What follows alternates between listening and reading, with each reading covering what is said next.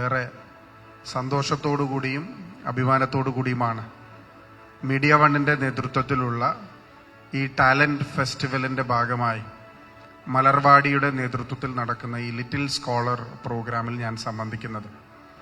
ഇവിടെ സൂചിപ്പിച്ചതുപോലെ തന്നെ മാധ്യമ രംഗത്ത് ഒരുപാട് വെല്ലുവിളികൾ അതിജീവിച്ചാണ് മീഡിയ വൺ ഇന്നിവിടെ നിങ്ങളുടെ മുമ്പിൽ അവതരിക്കുന്നത്. കാരണം മീഡിയ വൺ എന്ന ചാനൽ പല പ്രതിസന്ധി നിറഞ്ഞ ഘട്ടങ്ങളിലൂടെയും പല രീതിയിലുള്ള വലിയ ആക്രമണങ്ങളും നേരിടുകയും ചെയ്ത ഒരു ചാനലാണ്. ജനപക്ഷ നിലപാടുകൾ സ്വീകരിച്ചത് കൊണ്ട് തന്നെ അവർക്കൊരുപാട് പീഡാനുഭവങ്ങൾ സഹിക്കേണ്ടി വന്നു.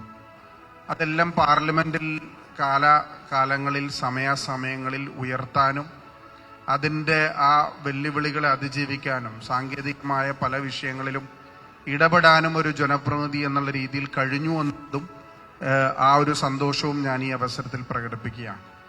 ഞാനൊരു പ്രസംഗത്തിന് മുതിരുന്നില്ല.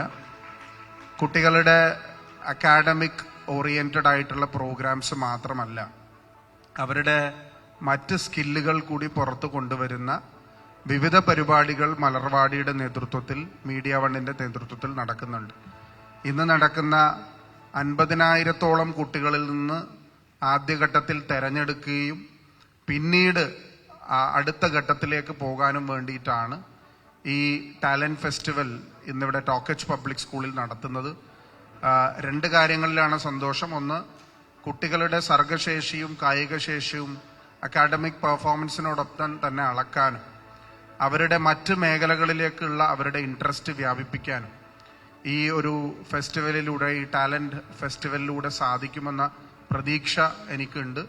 അത് കുട്ടികളിലെ ഇന്ന് നമ്മുടെ സമൂഹത്തിൽ നടക്കുന്ന വിഷയങ്ങളെക്കുറിച്ച് അവർക്ക് അവബോധം സൃഷ്ടിക്കാൻ ഈ പ്ലാറ്റ്ഫോം സഹായകരമാകുമെന്ന കാര്യത്തോടൊപ്പം തന്നെ ഞാൻ പഠിച്ച ഒരു സ്കൂളിലാണ് ഇത് നടക്കുന്നത് എന്നുള്ളത് ഏറെ സന്തോഷം നിറഞ്ഞ ഒരു കാര്യമാണ്.